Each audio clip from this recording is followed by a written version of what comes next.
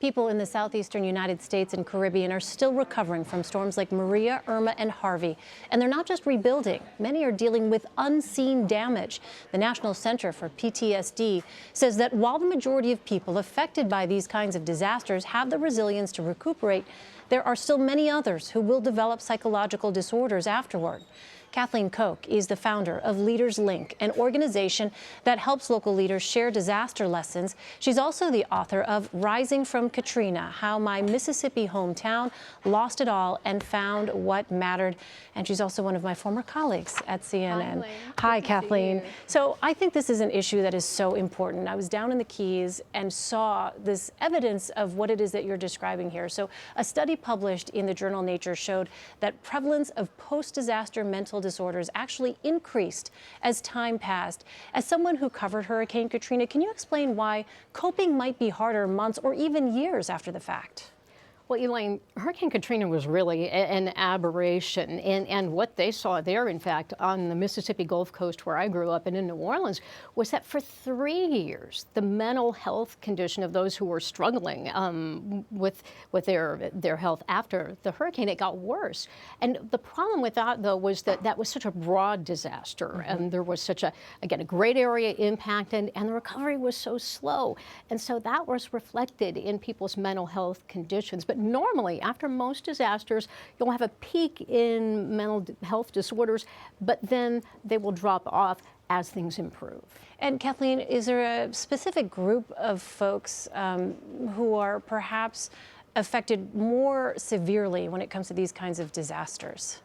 Well, Elaine, certainly anyone who rides out a hurricane, a monster disaster like a Harvey or an Irma increases the chances that they could have some kind of a psychological, emotional trouble afterwards. We saw after Hurricane Katrina, for example, on the Gulf Coast, there were children, teenagers who had ridden out the storm with their parents, and then they would have panic attacks for years afterwards. When there was a severe thunderstorm, they couldn't do their homework, they couldn't go to school.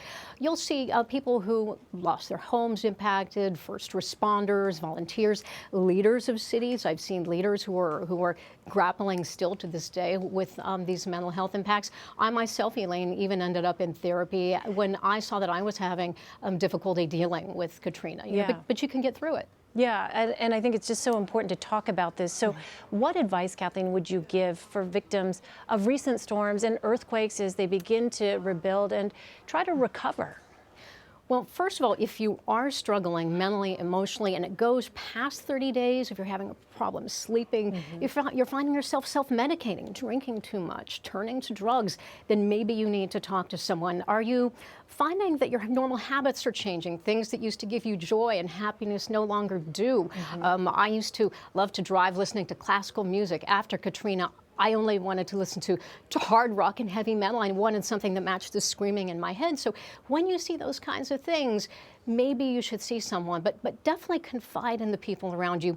Don't keep it to yourself. Too many people feel like, well, it's just me, there's something wrong with me, when really it's something that could be happening to a lot of people around you. Just open up and don't be afraid to share. You know, Kathleen, it makes me think of some of the folks that I came across down in the Keys who clearly had suffered a trauma. And one of the things that was particularly striking is that that particular area in the Keys, they were under mandatory evacuation order, and these are the folks who decided to stay. I wonder, is guilt in any way, shape, or form, based on the research that you've done, is that part of the equation for some folks as well?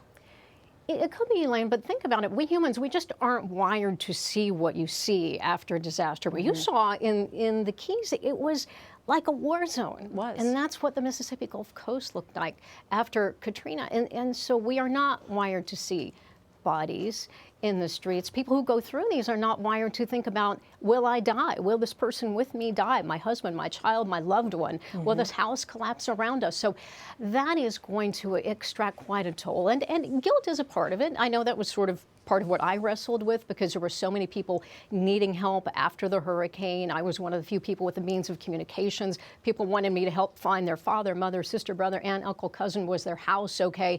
And I helped who I could, but I couldn't help everyone.